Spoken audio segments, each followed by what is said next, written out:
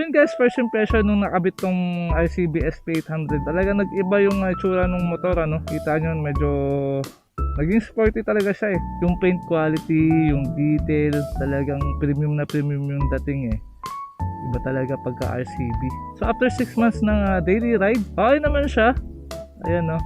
So parang bagong bago pa din actually. Wala naman siyang kung ano-anong bengkong or something. Honestly, okay naman pala talaga tong RCB mags eh, no? Dati nababalitaan ko yung mga RCB mags eh, malambot daw, ganun. Pero, biro mo yung stock mags nga na bengkong eh, diba? Kaya kung mabibengkong ka talaga. Kung was-was ka gumamit ng motor mo sa mga lubak, di ka nagdadahan-dahan, nabibengkong talaga yung mags mo. Aray ko! Yan. So after 6 months of wala, okay na okay pa rin. Buong-buo pa rin yung paint niya, yung kulay niya, ganun-ganun pa rin. So, sa kabila. Kinis pa rin. Yan.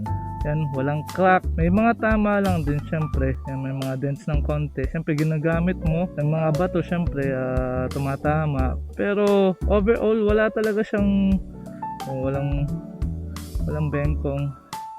Oh, 'di ba?